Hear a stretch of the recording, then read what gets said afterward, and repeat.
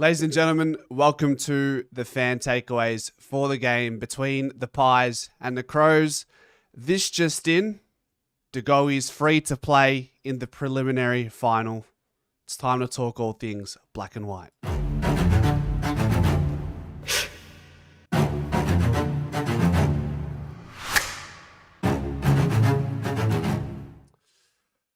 Well, if your news couldn't get any better on a Friday, or if your day couldn't get any better in general after the night we had last night, we hear roughly 30 minutes ago that Jordan De Goey has walked away with a $2,000 fine for the contact made on the Adelaide player last night, which means he will be available for the prelim final.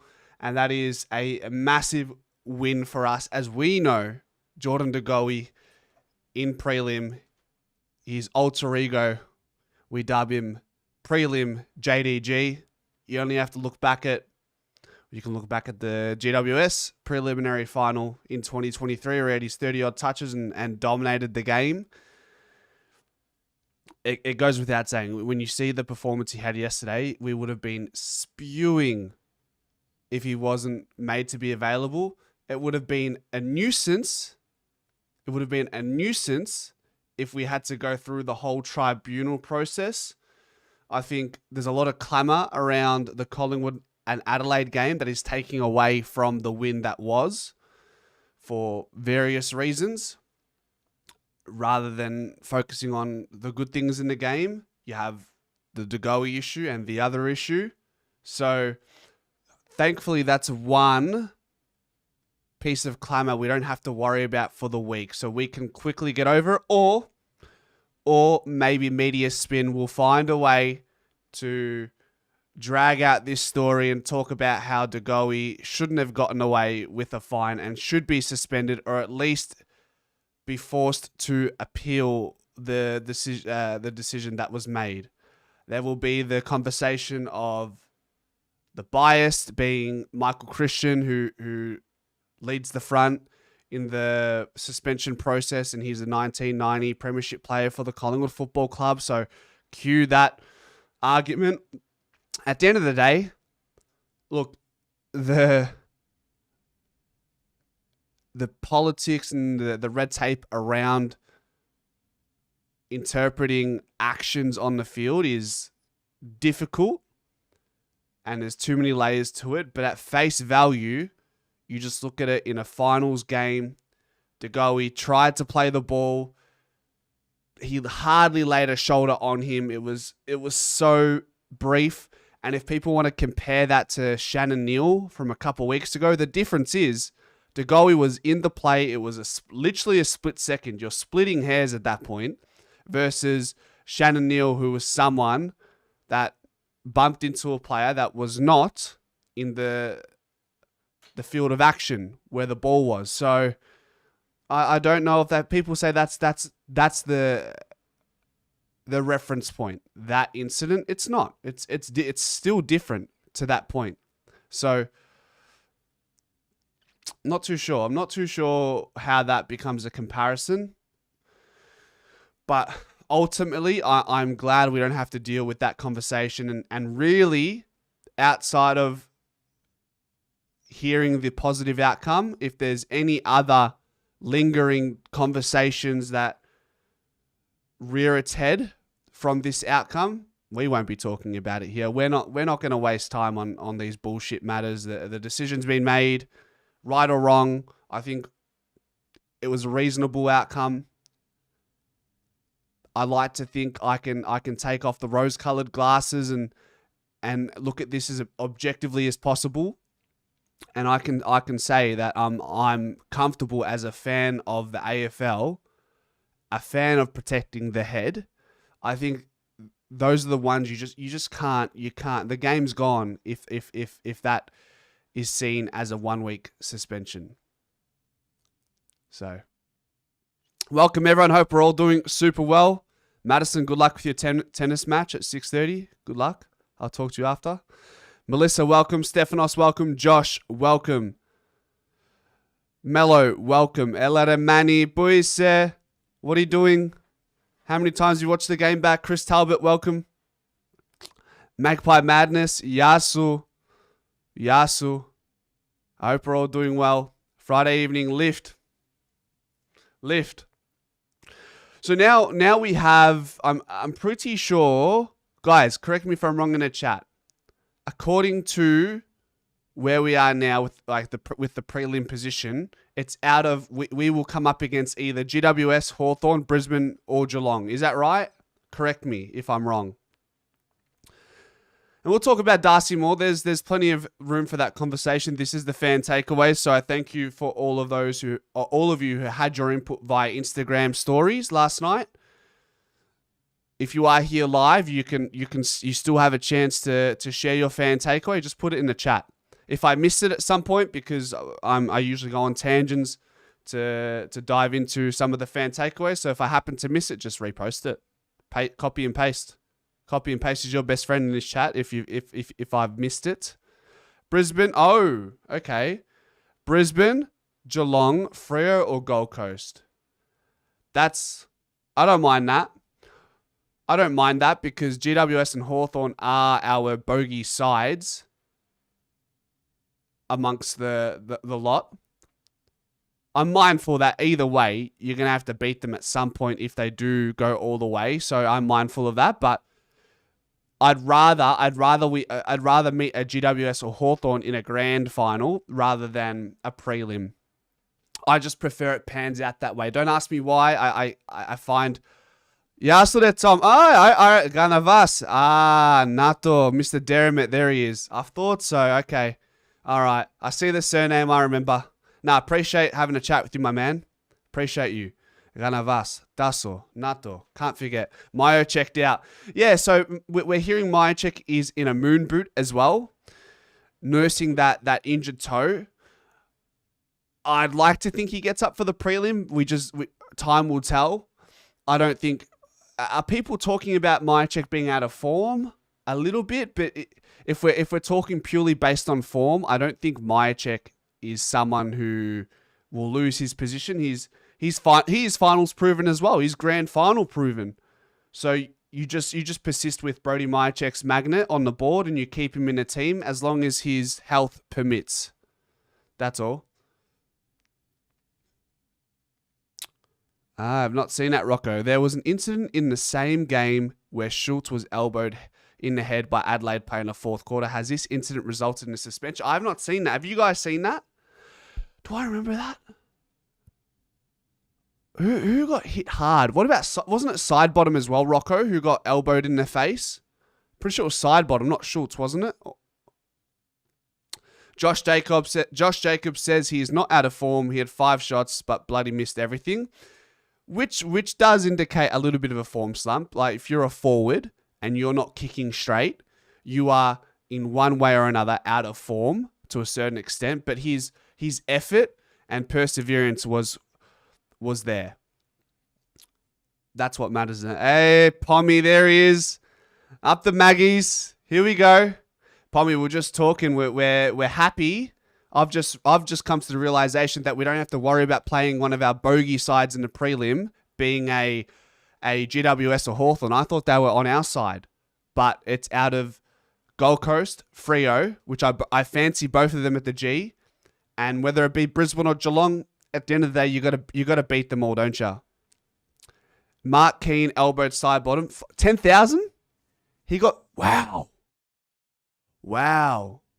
Mark Keane got 6,200. Well, that doesn't make sense to me. So De Goey gets fined $2,000 for the hit. I think it was on Peatling. How, if you're getting fined $6,250 for an act on the field, at what point do you draw the line and say, okay, well, if we're going to fine you this much, it probably should be a suspension. I'm not too sure if it's because of his prior history. He can be a bit of a hothead. Potentially, maybe that plays into his track record. So the worse off your track record is, the higher the increments of the suspensions become. Is that right? 10,000 early plea down to 6,200. So it's okay. So it's about accumulations of fines. Okay. Repeat offender, huh? Crazy. Teresa, welcome. Teresaza, sorry. Teresaza. Hoorah up the fucking Maggie. Yes. Love that. And we've got a cracker of a game. Pommy, are you streaming the Brisbane Geelong game? I'm going to assume you are. And I implore anyone here after the stream, if they want to watch along with the Pom, and he will give you good banter and insights on the game. Welcome, my friend. All right, let's get into some fan takeaways then, huh? And this one, Teresa, she has some good fan takeaways, and that's why she gets the thumbnail once again. I think she's got 2 or 3 of the thumbnails this year. Teresa _JDE says, Darcy Moore pranked us. What the fuck was that? So, Darcy Moore in totality for the season, right? For the first half of the year, I felt like he was cruising along because the side was doing so well. So he sort of took a back seat and we weren't overly concerned about his level of performance. And then he was heavily scrutinized for that King's birthday clash. And then really struggled for the last 6 to 8 weeks, really. And there's factors. There's very varying reasons why that is the case. The system's not working. He's trying to protect Charlie Dean. He's overcompensating for players like Charlie Dean. Jeremy Howe's not there. Billy Frampton was in and out of the side. If it wasn't clear then, it's clear to us now that Darcy Moore truly needs his comrades to complement his game to enable himself to do what he does best. The other thing to it, though, is the personal, the confident side to it. So what we saw last night, the troll, Darcy Moore, just trolling us for 8 weeks, taking the piss. He decided to take... He decided going into that game, there was a clear intention going into the game for Darcy Moore. It was, if I'm getting 2 hands into this contest, this aerial duel, I'm clunking them. I'm trying to take them. I'm not doing these volleyball spikes anymore. I'm taking it with 2 hands. Even if I have to jump over a crowd, I'm risking the soft drop for the risk to reap the rewards of that risk and taking the mark and intercepting and rebounding. Not just intercepting the ball in contested packs. Darcy Moore traditionally, even at his best, was never a great contested aerial intercept marking player. He was just really good at reading the play and putting himself in the best position to intercept the ball and rebound. So he boggled my mind. He rocked me. He rocked me last night. I was dazed. I had no idea. I was not expecting this game from Darcy Moore. And look what he does. All 13 of his touches were intercepts. 9 intercept marks, better than the game that he had against Carlton in 2022 or 2023, where he had 10 intercept marks. Final series, it's a world record, 9 intercept marks in a finals game. So kudos where it's due. I'm not coming from the lens of, don't doubt Darcy Moore, this, that, and the other. No, Darcy Moore was down on form, and he found a way to turn it around at the perfect time. So all is forgiven. All is forgiven. All is forgiven for the poor form, and he wasn't the only one, okay? But the criticism was there. The criticism was always warranted. But after a night like last night, we asked the question, Darcy Moore, can you do that for 2 more games in 2025? Can you continue to take those marks? When he wasn't marking it and he didn't elect to spoil a great deal of times because his intent was to intercept and mark and rebound. When he did spoil the ball, he was clearing it to Rosed. So now the burning question is, can Darcy Moore replicate that? How good was that? How good was that? You love to see it.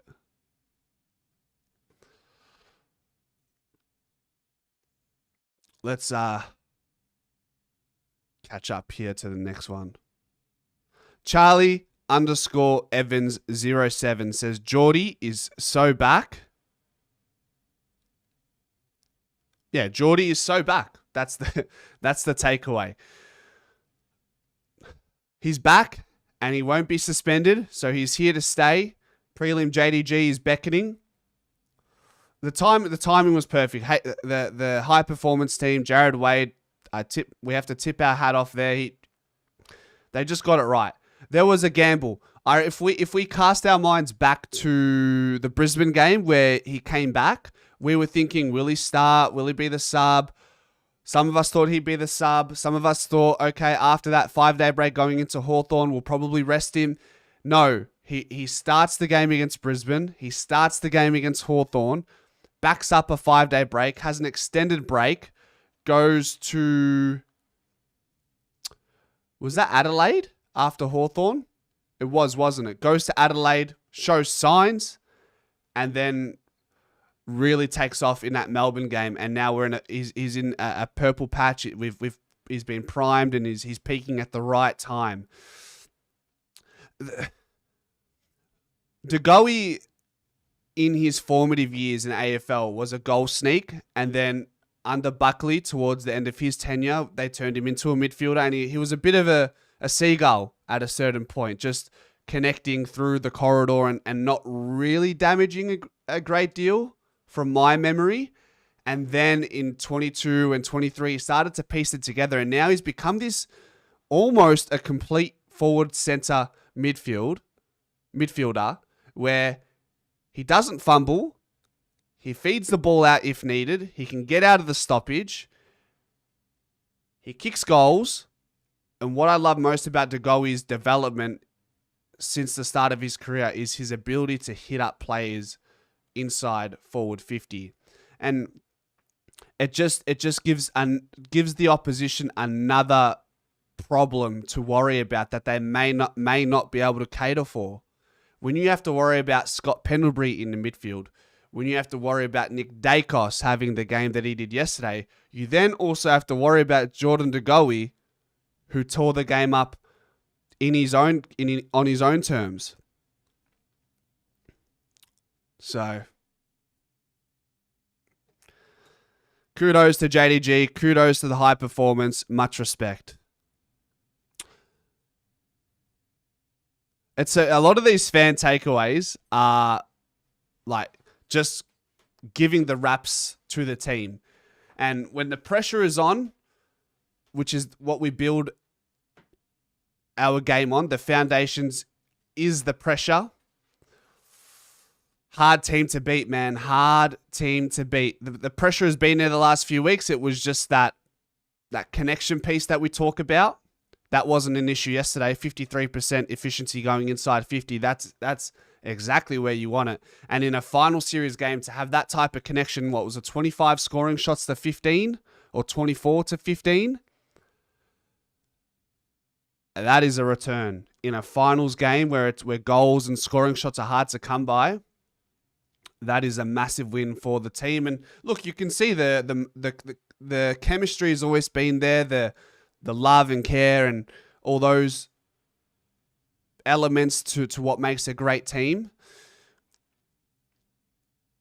It just felt like 120,000 members plus the players plus the staff were all on board yesterday. And while it may have been in enemy territory, there was great solace in knowing that there were buses going up, there were fans going on planes there. It's just a different energy. Going in with that arrogance, the confident arrogance, the rational arrogance of knowing that you, as a club, historically play very well at the Adelaide Oval. It was a tick on all fronts. A tick on all fronts. I think we match up very well. Look, we always said Adelaide's midfield struggles at times, and in that second and third quarter, I thought we had some really good ascendancy there. And if we're beating them in the midfield, then makes it hard for it makes team. If we win midfield battles, given our relatively average midfield profile, and we have to bear in mind, for the most part, that's been without Jordan De Goey, so that is the asterisk. If we win the midfield battle, we're going to be hard to beat, because when we set up, we're hard to get work. The ball is hard. It's hard for the opposition to get us going back the other way. We have connection going inside forward 50 for the most part of the year. So if we get the ball forward, all the best. It is funny because we all had this confidence. We all had this confidence going into the Adelaide game. If we were going against if we're going against a Hawthorn or a GWS, maybe a different story. But I felt confident after round 23. I don't know where Mark is. He's sort of disappeared off the face of the earth. He must not be a Collingwood supporter. I don't know. That one is one of the great mysteries in Pies footy history. Zahira Wilson says, Shooter is a bloody gun. Just quietly, Shooter had 3 goal assists for the game, which was a game high. 3 goal assists, 5 score involvements, 18 touches. Like, he's working. He works so high up the ground. His work rate is unrivaled. You pair that in with a Beau McCreary. These are pressure forwards. You don't really need goals from these guys anymore. There was a time where you go, all right, as a fan base, we're asking Lockie Schultz, where are your goals? Beau McCreary, where are your goals? But they are so good in what they specialize in. And on the other hand, you have Jamie Elliott, who's kicking goals. You have midfielders kicking goals who are chipping in. You got still Sidebottom kicking goals. When you tie that in all together, you don't need those goals from Lockie Schultz. You don't need those goals from Beau McCreary when he's in the centre bounce and having an impact. I mean, did Beau McCreary had a quiet good game? How'd he go? 14 touches, spent 30% of the time in the midfield, 4 inside 50s, 4 score involvements, 4 tackles. Really good game. Like, Beau is definitely finding the ball a little bit more than what we're used to. And I think this guy could be a player who can have 20 touches, 5 tackles a game, and yeah, just be a massive pressure player and potentially add goals to his bow, if you want. Add the goal kicking string to his bow. 15, 11, 18, 14 are his touches in the last 4 games. What's his average for the season? I mean, he's averaging 1 more touch for the season, but he's definitely spending more time in the last few weeks in the midfield as a centre bounce specialist. So I think next year we could see a little bump up in Beau McCreary's output, particularly by way of playing in the midfield. So that's huge. That's huge. Guys, by the way, we'll see how this goes, but I'm trying a little SEP member wordplay there on some like a membership goal for this year, or for this month. I know we're 5 days into the month, but if you guys are looking to go the extra step to support the channel and help Pies Footy realize its dream and turn it into a reality, and that is to become full-time so I can further devote myself to this channel and to the community, the best way to do that is simply become a member. It's $5 a month. There aren't really any perks to it other than stickers. The reason why there aren't any perks or incentives to becoming a member is because I don't want to put a paywall up for exclusive content. And in the world of AFL, it's all time sensitive. So when something comes out, I want to post about it straight away. So I don't want to bar you guys from that. So the goal is 35, Nick Dacos. No gifted memberships won't be factored in just because gifted memberships, they're just a once-off month. I'm hoping we can get some recurring members who are going to be a member for like over the long haul. So if you guys are looking for a way to support the channel, that is certainly a way to do that. We're aiming for 35 new members by the end of September. So I appreciate you all. We will move on to the next fan takeaway. What do we have here?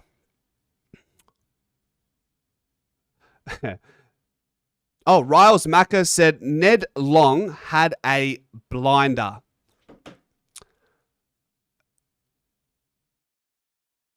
This is just a story of perseverance and trust from the coach, knowing that Ned Long is young and relatively young in his AFL career. This is his first full season. Started like a house on fire. Slowly lifted over the last couple of weeks, and then just went berserk in this game against Adelaide. And it's, you just have to trust that at some point he'd shown signs early in the season. Could he find it in time to become what we were hoping he would become? And these games of finals experience that give you finals experience, whether you win, lose, or draw, go a long way. But the fact that he one-upped that and he went in, played like a beast, had massive impact. He was winning contests. He was feeding the ball out, putting players in really positive positions with his handball use in particular, and didn't mess about with his kicks. So now you reap the benefits of persevering with a young player who may have been down on confidence and has been playing exhausted, comes in, has a blinder, and now he's here. Tony, thank you for the 2, brother. I appreciate your support. I appreciate you. The Kai Zero, aka Benny Zero, in the chat. Pendlebury isn't normal. Literal cheat code. God, how is he doing this? Scott Pendlebury at age 37. I feel like we say this every week, but I genuinely mean it more and more as the weeks go by, as the games go by. How is that where he collected the ball in the air in a stoppage late in the game, gets out of traffic, and then snaps it on his right foot out to the wing. And that's basically, if it wasn't game over by then, it was all but over after that moment. Played a bit off the half back. 60% of his time was spent in the midfield. 5 score involvements, 1 score launch, 5 tackles. Just incredible, really. You love to see that. You really do. Like, as we said before, you throw Jordan De Goey, who's peaking right now, along with Nick Dacos, Ned Long, and Pendlebury in the midfield, who are all playing at a high level. It's going to be hard for any team to shut those players down. You can shut one of them down, maybe 2, but you can't keep all 4 of those players down. No way. No way. Therese Zaza, thank you for the 5. Appreciate you. Ned's ability to break tackles is a huge strength. He drags in more players and offloads to a free. And that's a great point. He sucks players in with his ability to absorb those tackles. I felt like he lost that in the last 6 weeks. When I say he lost that, I felt like players were really sticking their tackles on Ned. But yesterday, he was able to break those tackles more than he's been able to do in recent times. So, and early in the season, no one could tackle him. But yeah, to be able to absorb players to the tackle and break it, and then feed his inside and out players like a Pendlebury and a Nick and a De Goey to dispose the ball going forward. That's all you can ask of Ned Long. He finished with 23 touches, 13 contested possessions, 5 clearances, and 2 goal assists, 5 score involvements, 9 tackles. That is Ned Long's best game since probably round 10, I would say. He had a really good game against like Sydney and North and Brisbane, and when we were really cooking at the black and white. I don't know where Tom Mitchell sits with all this. I'd probably have to assume that, yeah, his career's probably over, I would say, for Tom Mitchell off the back of that performance for Ned Long. MD says, I don't think anyone got over 25 possessions yesterday. They all played equally. I honestly thought Nick would get over 30, but no. And with Nick, most of his touches seemed like they were in advanced positions yesterday. He wasn't farming possessions in the back half. Maybe that's because Scott Pendlebury was doing a lot of that. But maximum damage. I mean, we all, guys, when it comes to high games at the highest level, where extraordinary things are required to win games, you want that 20 to 25 touches really is the sweet spot, because it means it also can mean you're saving petrol tickets to damage in the forward half. So you got Jordan De Goey, 26 touches, Josh Dacos in the back half, 24, Nick Dacos, 24, Scott Pendlebury, 23, Ned Long, 23, and then next up is Jack Crisp. So with that type of return in disposals, with the amount of damage they did with that, that's a bloody win, isn't it? I've read there are a few clubs interested in Titch. I didn't see that. I mean, hey, look, if there's not a spot on the list for Tom Mitchell, I truly wish him all the best, and maybe there is room for a Tom Mitchell at another club. Like he has a strong suit that is still pretty much the best in what he does, being the Wombat.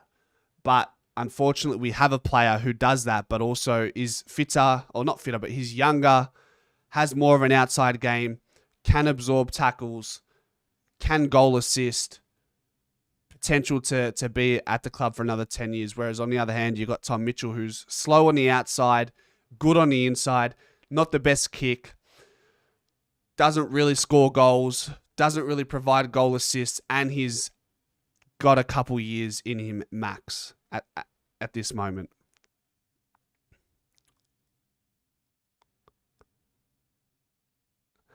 We are like Geelong now, bringing in free agents, experienced players, and Dan Hughes. Guys, we're not even... this pro season is going to be crazy. It's going to be crazy, isn't it? And Teresa Parker and Rowan Steele, they're probably going to be the two players who are stiff to miss out, depending on how deep we go. I think if Bobby trains and ticks the boxes as needed, he will be in the side in some capacity in the prelim. That's my guess, my educated guess. And then there's the conversation of, do we risk Jeremy Howe with the groin even if he ticks the boxes? I would imagine it's quite unanimous in the poll or in the chat that if Jeremy Howe ticks the boxes and he's been passed by the medicos, they've approved him to be available, deemed him fit for the prelim, I'm probably taking that risk into the prelim. I think you add Jeremy Howe to the strong foundation in what we're seeing with our system right now and the way we're thriving. You throw Jeremy Howe into that as well. I think that just gives more problems for opposition. I would hate to not have Jeremy Howe in the prelim when he's available, and then we walk out with the result that we're not happy with, and then we might ask the question: what if Jeremy Howe this? What if Jeremy Howe that? Bobby Hill playing tomorrow in a VFL practice match. What's a VFL practice match? What for? Is that must be between Collingwood and another final side, wouldn't it? That's probably what it is, to keep those players who are not in the AFL team right now, those players who are on the precipice of selection, those fringe players who might come in through injuries for other teams. I think that's probably what it is, isn't it? Geelong. Yeah, okay, makes sense. Well, that's good for players like McStay. That's good for players like Mitchell. That's good for players like Bobby Hill.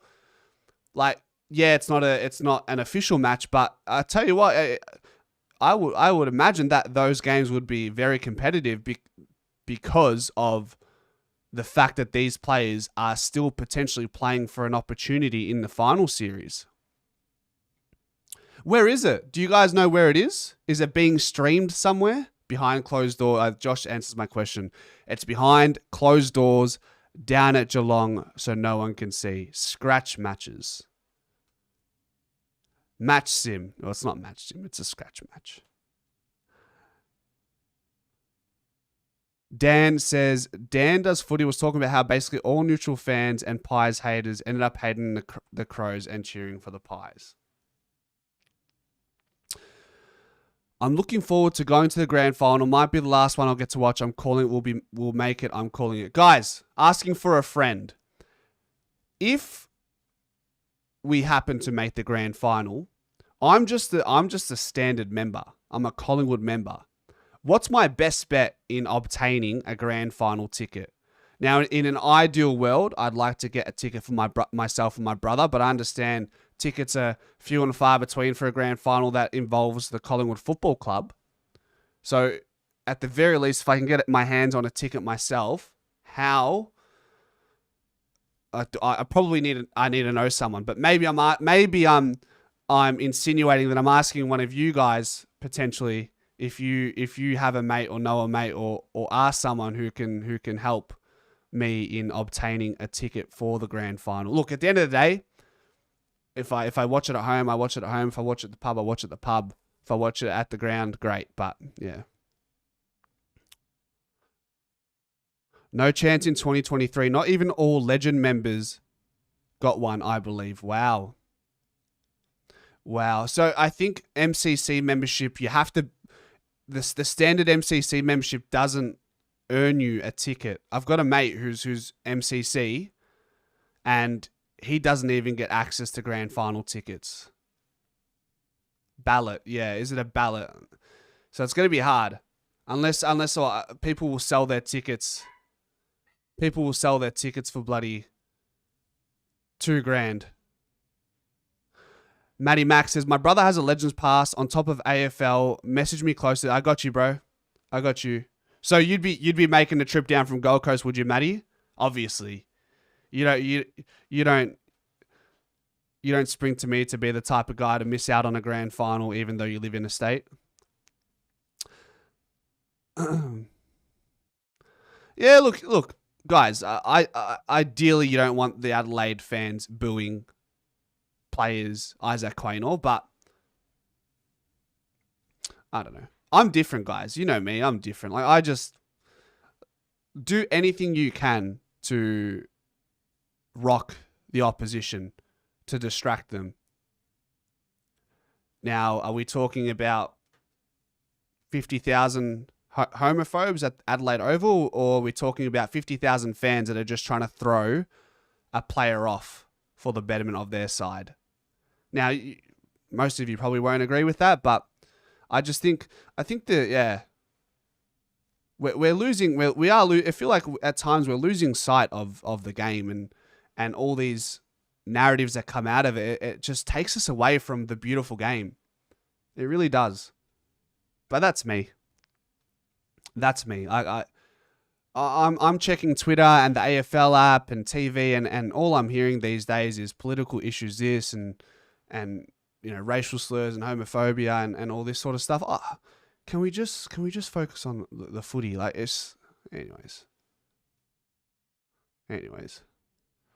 Dom, all Legend members guaranteed grand final tickets. I'm a Legend member, no problem getting tickets. Help a brother out, Dom. Help a brother out. It's the media. I know. I just feel like this season is gonna be clouded by the political issues that are clouding the beautiful game at the moment. And I feel like we're blowing it out of proportion anyways. I'm not discounting it. I'm just saying, like, ask yourself, right? Were there 50,000 Adelaide fans in the stadium? Yes, there were. Are they all homophobes? Or did they just want to throw off any player in any which way possible? And they booed them. They booed him.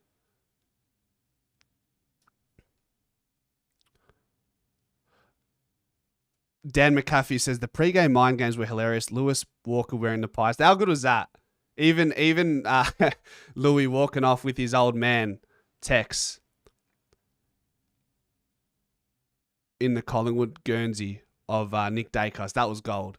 That respect. I love that. That's a moment you can appreciate. Yeah, love that. AB, I like Fly's play in saying he thought they were saying Q, not boo. Love that. Sharp by Fly. Sharp by Fly. Unfortunately, a Collingwood membership is worthless for grand final tickets.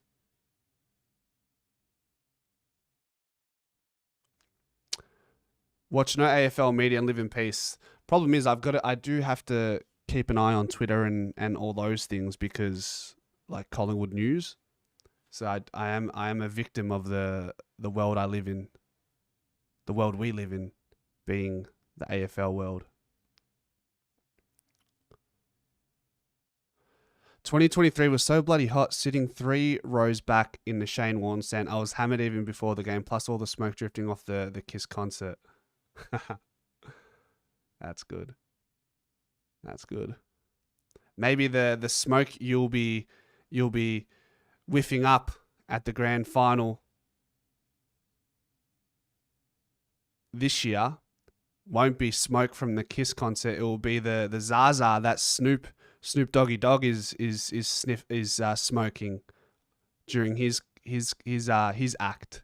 A different type of smoke. MD, be ready for it, brother. Some were allocated areas of obstructed views and others missed out altogether. Yeah, Matty, I'm saying different type of smoke, Matty. Different beast.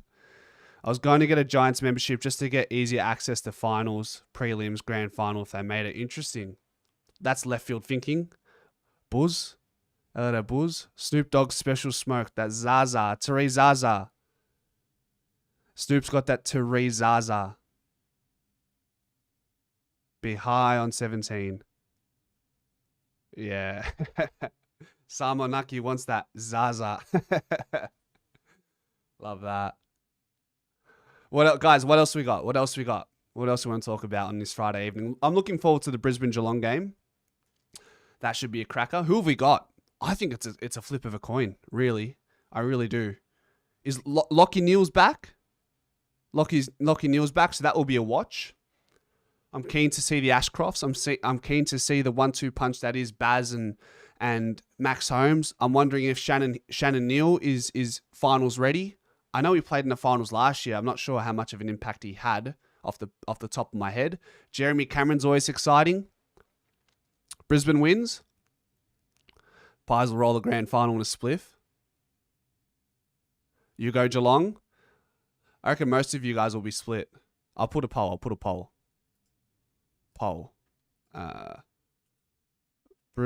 Who wins tonight? Brisbane or Geelong?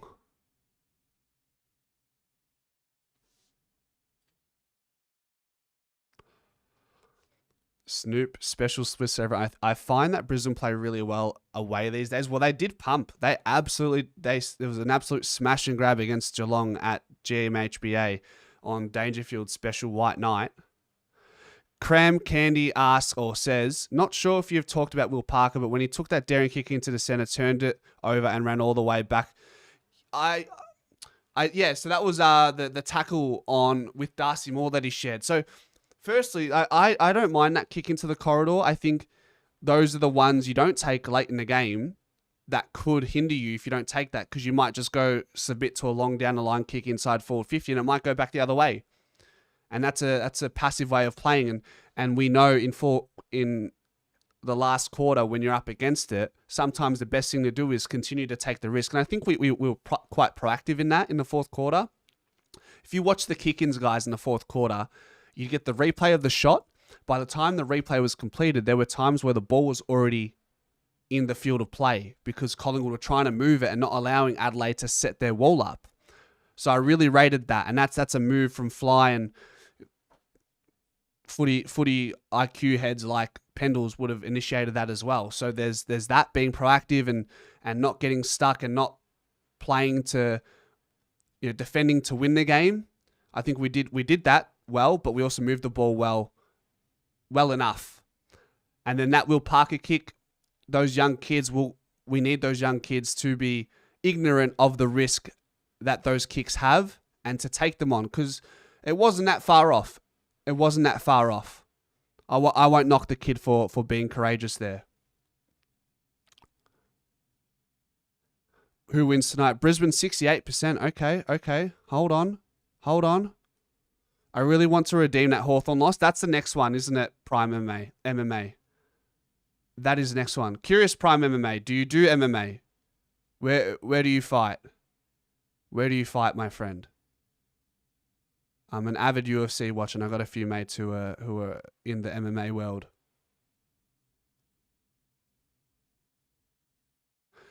Tim Van Coilenberg, great name. Did anyone catch on the broadcast that Kane Corn's remarked side bottom looked old in an early contest? Sidey then dominated in forward passages and hit the scoreboard multiple times. It's funny because we finished top 4. We were the number 1 team for the first half of the year. There was no too old, too slow conversations there. Last 6 weeks, too old, too slow. Little moments in games, too old, too slow. Win a game, win convincingly. But guess what? If something doesn't go away in our next couple games or in the very near future in 2026, the easy cope is for sports journos, experts, is to roll with the too old, too slow conversation. It's just an easy out for them, really.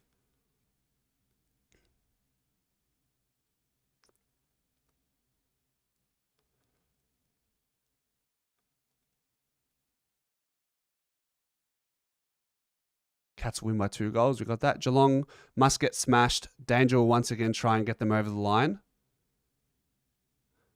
Yeah, got to beat the rest to be the best. MD says, just like you all are, be honest, Collingwood supporters. We're watching tonight for injuries that will take out the best from both sides. Nothing too serious. Truthfully, MD, I'm not looking for that. I want the best team with the best players available. That way there's no asterisks. And if they get injured, they get injured. But you beat the best team and you can walk out of the final series and say, hey, no opposition. We're hampered. We came up against their best version on the day and we came out victorious. I'm not praying or hoping or kind of hoping that someone gets injured or suspended. I want to see a good game. I'm genuinely excited to watch a top quality game, high octane game. I'm hoping they can give us something like they did last night. The Rolls Royce is aging like a fine wine, Nomad. Teresa says, Geelong lose tonight, win next week, and we play them in the prelim redemption. Yeah, what a run it would be if we could play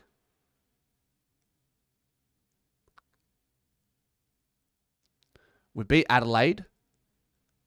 We play Geelong in the prelim. We beat them, and then we beat like a Hawthorn in a grand final or a Brisbane. What a run that would be.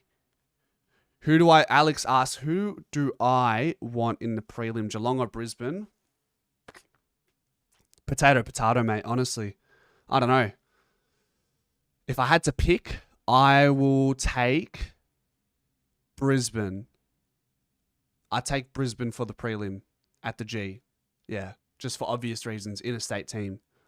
They've been pretty good interstate, but we have good history, recent history against them at the G. End of 2024, beat them in the grand final in 23. I think it goes a long way. Anyhow, ladies and gentlemen, I thank you all for being here tonight. We'll probably see you on Sunday evening for a stream, and we'll go from there, really. So enjoy tonight, enjoy the weekend, get your replays in, and until next time, guys, go Pies.